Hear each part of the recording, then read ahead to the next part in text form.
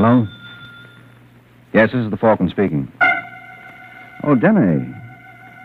Now, thanks for calling, but it can't be tonight, Angel. I'm on the case of a guy who jilted a girl. You'd think it would break her heart, but instead of being sad about it, it looks like she's trigger happy.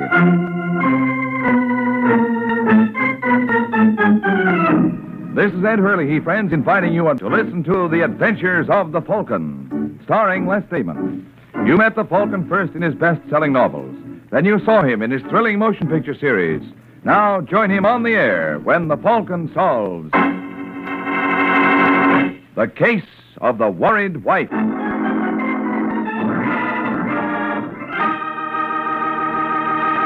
And now, The Case of the Worried Wife. It's Sunday night in New York when pretty dark-haired Penny Layton pushes the button of an apartment overlooking East River. While she's waiting for someone to answer, Penny opens her handbag and takes out a small pistol. She closes the bag and thrusts her right hand in with the pistol into the pocket of her fur coat and gnaws nervously on her lip as she hears someone approach the door. Yes? Are you Mrs. Sheffield? Yes. I want to see your husband. Well, what's it about? Just tell him Penny wants to see him. He'll know what it's about. All right. Wait here. I'll see what he says. I'll wait inside. But I don't know. I said I'll wait inside. All right, now you can close the door. I'll wait right here. Well, what are you waiting for? Who are you, anyway? I told you. Penny. Penny who? Ask Arnold. He'll tell you. And you can tell him I'm not leaving until I see him. Alone. All right. I'll tell him. Maybe he can explain what this is all about.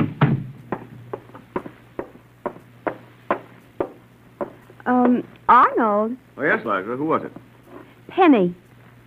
Penny. Well, that's what she said. Who is she? Oh, a girl I knew in Florida. I don't want to see her. Well, she says she won't go until you do see her. She's in the living room. Yeah, all right. Might as well get it over with. You wait here. I'll get rid of her. Penny, what are you doing here?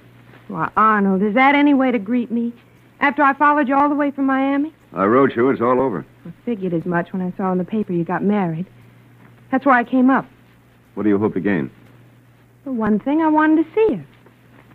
She's pretty. Oh, thank you.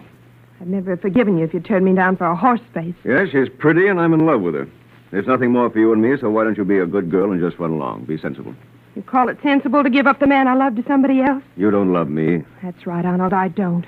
But I did, so I'm not giving you up so easy. There's nothing you can do. Isn't there? You little fool, be careful. She's not going to have you, Arnold. I'm going to kill you, and then I'm going to kill myself. Don't be ridiculous. Now give me that gun. Stay back, Arnold. Don't try to get it. I said give it to me. Let go. When you drop the gun, Arnold! Arnold! What happened? I'm just trying to teach Penny not to play with guns. The bullet went into that chair. No great damage done. Now, Penny, you'd better get out of here. You'll be sorry about this. I am sorry. I thought you had better sense. Now, good night.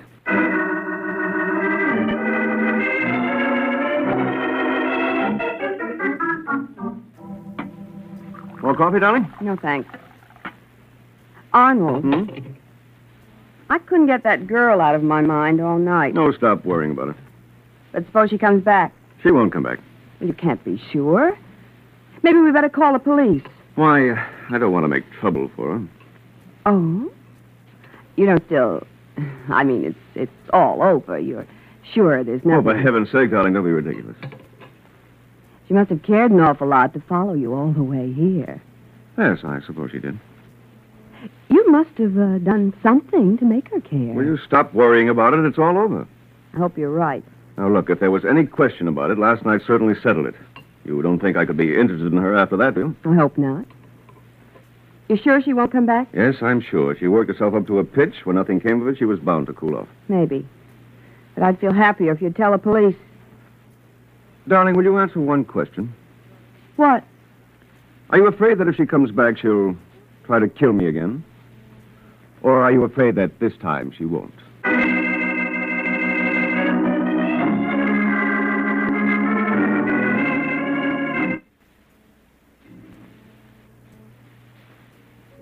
Hello, Mara.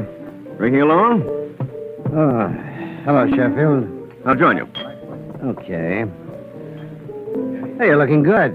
Guess marriage agrees with you. Yes, great institution. I'm all for it. But it has got its little problems. That's why I'm looking for you. Oh, looking for me? I thought this was a coincidence. No, I need my money. You need money. Millionaire playboy needs money? Well, you see, most of my cash is tied up, and I really went overboard on the wedding and the honeymoon. Huh? I always heard two could live as cheap as one. Try it sometime. I have enough trouble. Well, I hate to add to it, Mara, but I'm going to have to insist on my money. Well, I don't know what I can do. Things haven't been going so hot. I don't like to put the heat on you, but, well, your note's been overdue for a long time. I don't think it's too much to ask. That's right. You gotta have your champagne, your private stateroom. What kind of an attitude is that? Well, it's my attitude, You've see? been drinking too much. That's right. I'm just a no-good drunk. Now, look, I lent you that money in good faith. You had big ideas. It's not my fault they didn't pan out. That's right, Papa. Give me a lecture. Don't worry, pal, I will. When you're sober enough to know what I'm talking about. It'll be a long wait. It better not be. We're going to get this settled. Of course, Sheffield. We'll get it settled. For keeps.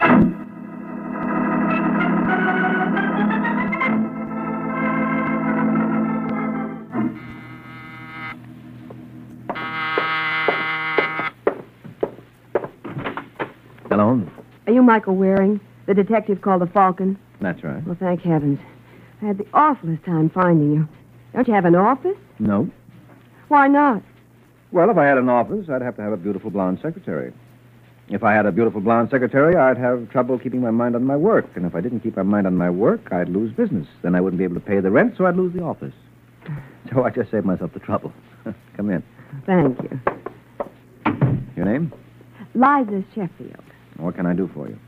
My husband Arnold spent December in Florida, You didn't go with him? but we weren't married then. In fact, we didn't even know we were going to be. Mm-hmm. But while he was there, he started going with a girl, and I guess it was pretty serious. Last night she showed up in New York, and she tried to kill Arnold.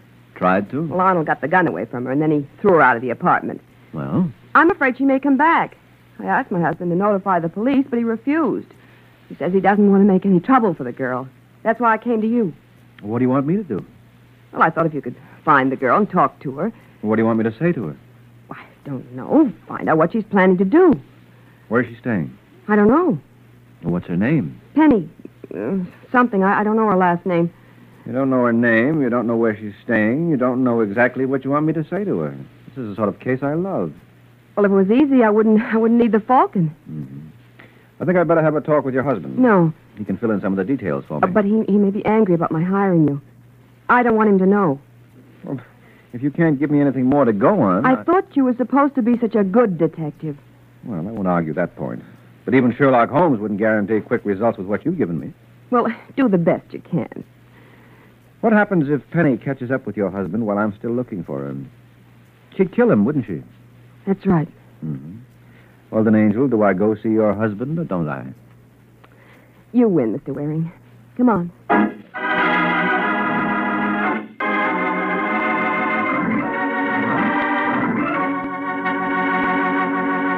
Now, back to the adventures of the Falcon. 20 minutes have passed since Mike and Liza Sheffield started for the Sheffield apartment to see whether Liza's husband, Arnold, would object to his wife's efforts to keep him alive. Now, as they approach the apartment, they see a sharp-faced little man standing at the door. Oh, dear. It's Mr. Ballard. Unwelcome guest? Very. Hello, Liza. No wonder you didn't answer the door. Have you been ringing? Yeah. Funny. I thought Arnold was home. Well, he ought to be here pretty soon. You can come in and wait, Mr. Waring. Right. As for you, Mr. Ballard, I can't see you now. I'm going to be busy. Oh, I'll wait. Call me tomorrow if you want to talk to me. Now, is that any way to treat an old friend? Please. I haven't time. It'll only take a minute. But I don't have anything for you now. Call me in the morning. Now, look, I want to get things All settled. right. Tomorrow. Now. You heard what the lady said. Tomorrow, scram. Now, listen, mister. I said scram. Okay. You don't have to get tough. I'm going. What's with him? Oh, he's just somebody I used to know. Not important. Now, come on, let's go in. He's not exactly the sort of character that I would... What's the matter? Uh-oh. Is this your husband? Well, Mr. Sheffield, I'm afraid we're too late. He's dead.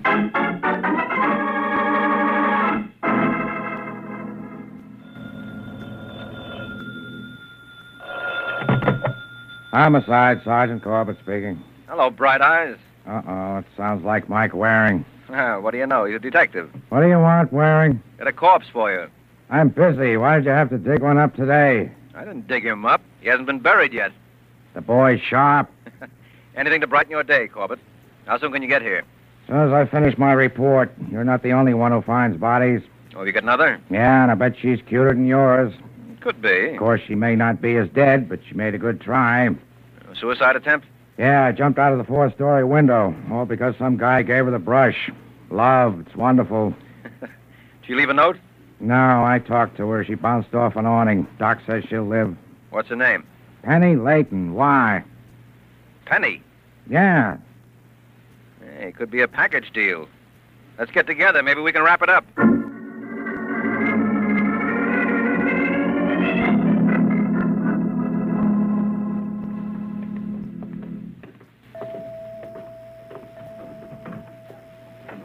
Right in here. Okay.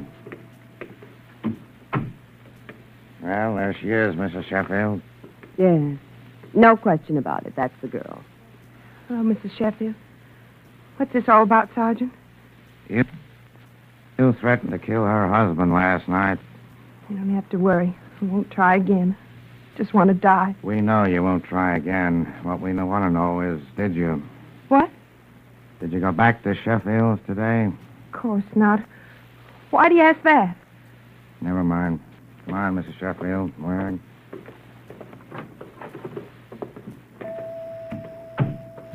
She killed him. I know she did. Well, that meant she got another gun. Why didn't she shoot herself instead of jumping? Maybe she counted on the awning saving her. A four-story jump? I don't think so. But she must have killed him. Who else would have done it? How about your slimy little pal? Who? Ballard. Why, he had nothing to do with Arnold. What did he want? I tell you, it had nothing to do with this. Who is this we're talking about, Waring? Oh, a character who was very determined to see Mrs. Sheffield today. Oh. Want to tell us what he wanted, Mrs. Sheffield? It has nothing to do with the murder. Suppose you let us decide that. Was it blackmail? What makes you think that? No, it certainly wasn't a friendly visit. And you said you didn't have anything for him. What would he be expecting from you? Well, it doesn't matter. I wish you'd believe that. Okay, if you won't tell me, I know somebody else who may. Who? Ballard.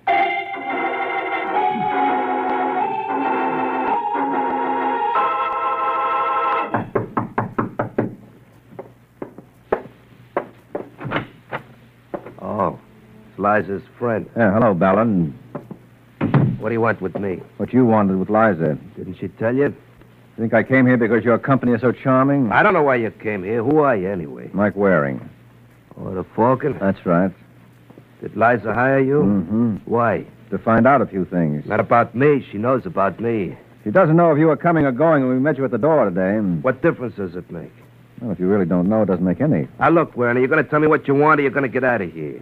All right, Ballard. What did you want to see Sheffield about? I didn't want to see Sheffield. I didn't see him. Well, somebody did with a gun. Oh, so that's it. That's it. Well, it wasn't me. You got to believe that. Well, maybe I do. But you strike me as the sort of character who sticks his nose into things. So if you really want to clear yourself, here's a chance to put the knot on somebody else for the honor. Yeah. Have you tried Mara? Who's Mara? Joe Mara. He borrowed a mittful from Sheffield to open a pool hall. It folded. I was thinking, what if Sheffield wanted his money and Mara couldn't pay? It's a thought. Where do I find Mara? Well, you might find him at Freddy's bar on 43rd Street. Only please don't tell him I tipped you. No, I won't breathe a word. I hope not, because if you do, I could stop breathing for keeps.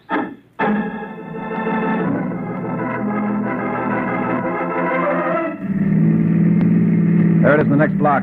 Yeah, I see it. We made pretty good time, huh? Hadn't made any better time, you'd be doing time. No, I'm fast, but I'm careful. Uh-huh. Well, don't put down your flag. If my man isn't in there, I'll be right out. Okay. But what if he is in there? Wait anyway. It may not take too long. Right. Hey, mister, look out! Mister, you all right? Yeah. When you shot it, I dropped. Yeah, those shots came from that alley. Yeah, I know. You get back. There may be more. I'll go see. You see anyone? No, the alley's empty. Did you get a look at who fired those shots? No, whoever it was standing close to the building in the alley. All I saw was the hand with the gun, and it come around the edge of the building, and I hollered. Or could you tell if it was a man or a woman? I wouldn't know. Like I say, all I saw I was... know, a hand with a gun. I hope whoever it was thinks he got me. I'm not anxious to have him try again.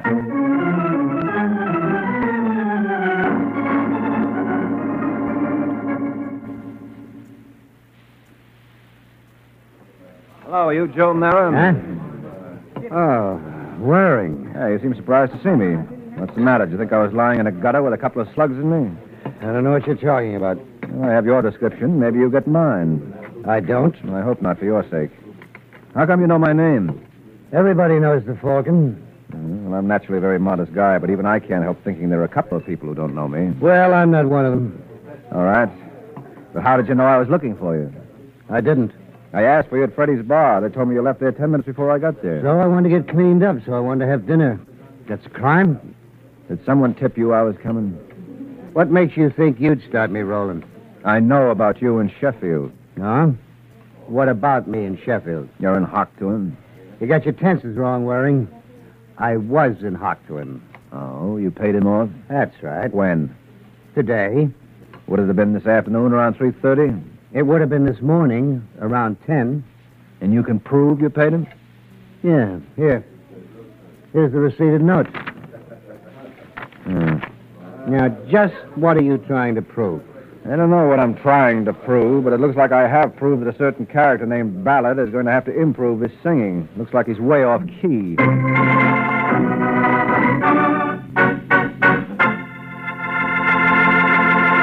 This is Ed Hurley again, friends. Well, now, maybe Mike isn't quite sure what he's trying to prove.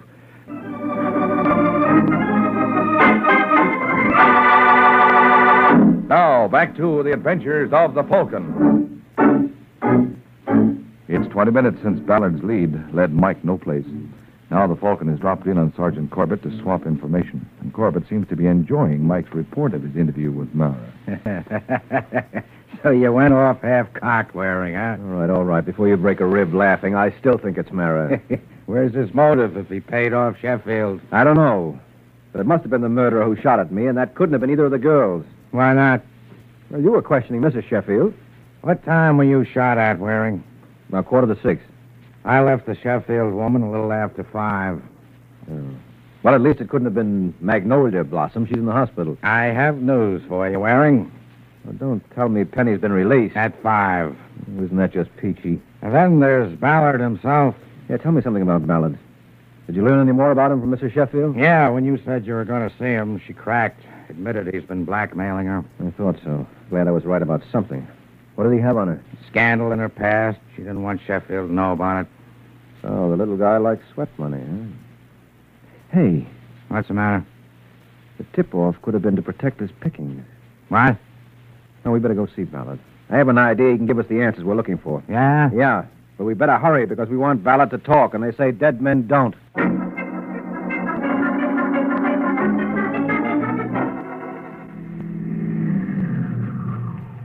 Well, here we are. Yeah. Oh, wait a minute. Don't get out of the car. Why not? Look, Ballard's just coming out. Oh, yeah. If he doesn't notice us, maybe we can follow him. He didn't see us. I'll let him get a little lead, and then I'll follow. Right. You better start your motor. He's hailing a taxi. Yeah.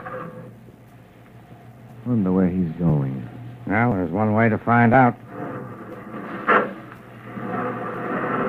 Don't want to follow too close. Hey! Of all the dumb drivers, did you see that guy cut out right in front of me? Yeah, to a police car yet. Well, never mind him. The taxi just turned the next corner. We better get going. Yeah. Hey, the guy who cut in front of you is turning at the corner, too. Is he following Ballard, too? Could be. Makes a nice parade, huh? Look behind us, Waring. Well, what for? I just wonder if anybody's following us.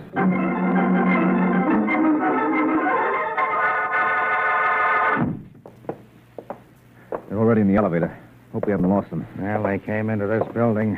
Where would they be going? Except up to see Mrs. Sheffield. But that was Mara following Ballard. I recognized him when he got out of the car. So what? So look at the elevator indicator. Basement. Yeah. That's not Sheffield's unless she's moved since this afternoon. Push the button. Right. Wonder what they're doing down there. Well, it's not a maypole dance. You can bet on that. All right, they're slugging it out. Why? Mara wants to find out what Ballard knows. Here we are. Get in. Okay. But I still don't see how you figure it, Waring.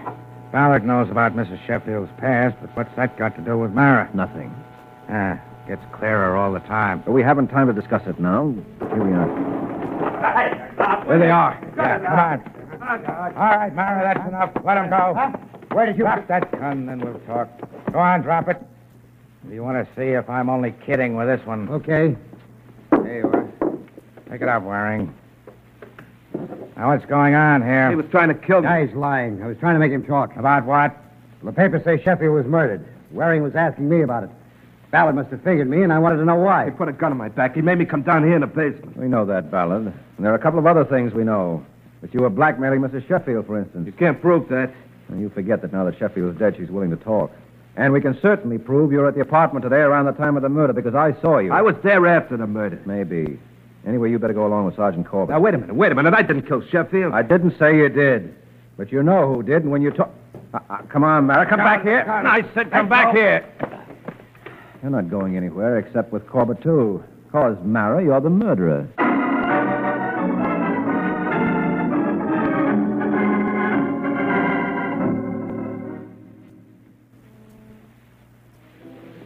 Oh, sorry to spoil a little joke, Corbett. It was Mara after all. Doesn't your arm ever get tired, Waring? From what? Patting yourself on the back. Well, I'd just like to give credit where credit is due. You weren't so sure it was Mara yourself when you saw that receipt. Well, I admit it threw me for a while, but I bounced back. It's cute of Mara.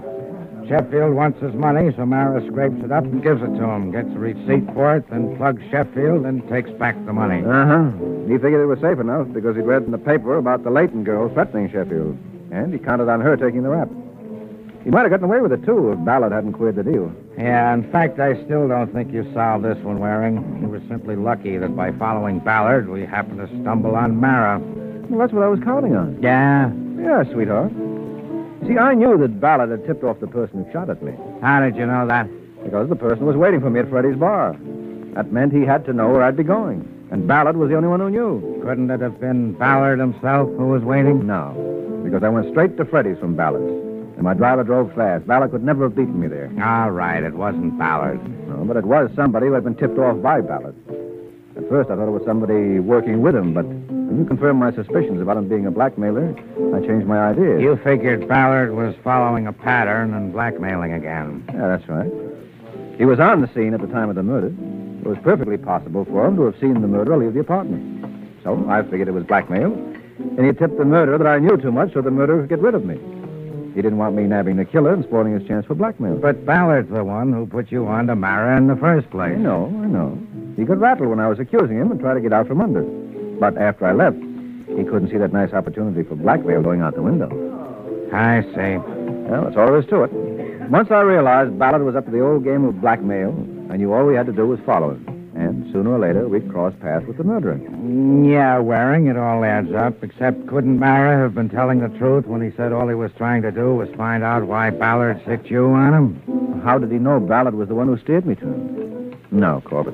A Mara named Ballard, he put his head in the noose. You've got the wrong metaphor, Waring. In this state, it's not the noose, it's the electric chair. Well, in that case, what are you hanging around for? Good night, Corbett.